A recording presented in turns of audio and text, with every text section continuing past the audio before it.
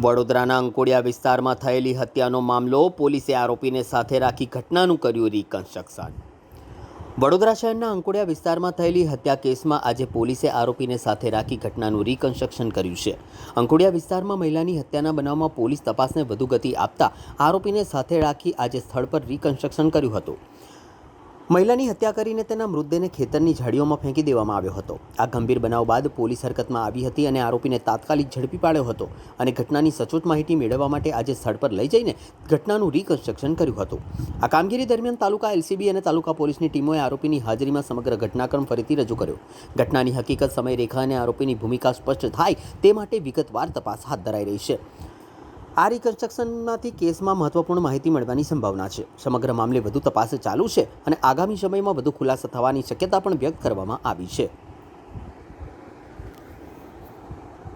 એ ટાઈમે 5:30 ખેડૂત અહીંયા આવ્યા હતા, રીતેશભાઈ વાળંદ। એમણે મને જાણકારી આપી। અમને જ્યારે બોડી જોઈ ત્યારે બોડીના પગ જ દેખાતા હતા। અમે નક્કી નથી કરી શકતા, પોલીસ બી નહોતા કરી શકતા કે લેડીઝ છે કે જેન્ટ્સ છે। પછી પોલીસ આવ્યા પછી એને ખબર પડી કે આ લેડીઝ છે।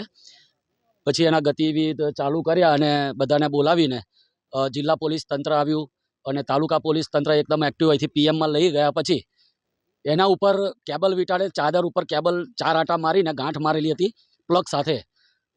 તો પોલીસે ખોલીને એની પહેચાન કરવાની કોશિશ કરી, પણ મોઢું એટલું બધું ઘવાયેલું હતું કે આખું બ્લડ જતું રહ્યું હતું, એટલે કોઈ ઓળખાણ થઈ શકી નહીં। અમે આજુબાજુના સંપર્કો કર્યા પણ ખબર ના પડી।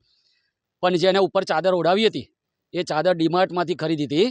એના સ્ટીકર પરથી આ રોહન નામના આરોપીની શોધખોળ ચાલુ કરી અને એ આરોપી મળી આવ્યો। તો શું કહેશો, આવા એકાંત જગ્યામાં લોકો પ્રેમી પંખેડા આવા એકાંતનો સમય કાઢવા માટે આવતા હોય છે, તો આ ગામ તરફે કોઈ પ્રતિબંધન કે એવું છે? અમે પહેલાં બી આના માટે ખૂબ ઝુંબેશ ઉઠાવી હતી, પણ એવો જગ્યા બદલીને બીજી જગ્યાઓ પર જાય છે। આજે આપણે રિકન્સ્ટ્રક્શન કરવા આવ્યા એના 15 મિનિટ પહેલાં જ એક કપલ આવીને અહીંયાથી ભાગી ગયું। એમને કોઈની કોઈ વસ્તુની પડી નથી, એમની પોતાની જાનની નથી પડી। એટલે આવી જગ્યાઓ ના આવે તો હું તો કહું સારું, જેથી એમની જાનહાનિ ના થાય। ગયા વર્ષે પણ એક યુવતીની હત્યા થયેલી, પણ તે પણ કિસ્સો બહાર આવ્યો, તો ફરી એક વર્ષ બાદ આવ્યો છે, તો શું કહેશો આ રોકવા માટે પોલીસ તંત્ર તમે શું જાણ? પોલીસ તંત્ર તો સારું કામ કરી રહી છે। પોલીસ પર ખોટા આક્ષેપો લાગે છે। લોકો અહીંયા આવીને બેસે અંધારામાં લાભ લેવા માટે।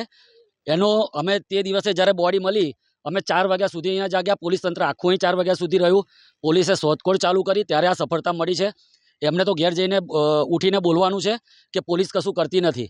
પોલીસ તો ખૂબ કાળજી લઈને અહીં ધ્યાન રાખીને આરોપીને 24 કલાકમાં શોધી કાઢ્યો છે। તો હવે આવો બનાવ બન્યો છે, હવે તમારા ગામ લોકો થકી હવે કેવી સજાગ રહેશો, કે તકેદારી પગલાં લેશો? અમે આ જગ્યા પર નવા છે। અમે જે મેઇન જગ્યાઓ હતી ત્યાં તો રિસ્ટ્રિક્શન કરી દીધું। આ જગ્યા નવી એમને પોઈન્ટ શોધી નાખ્યો છે, કારણ કે નજીકમાં વોટર પાર્ક આવેલું છે, એટલે તેનો લાભ અહીંથી અડધા કિલોમીટરમાં જ છે। એનો લાભ લઈને અહીં આવે છે, પણ હવે નવી ઝુંબેશ અમે ચાલુ કરવા જઈ રહ્યા છે।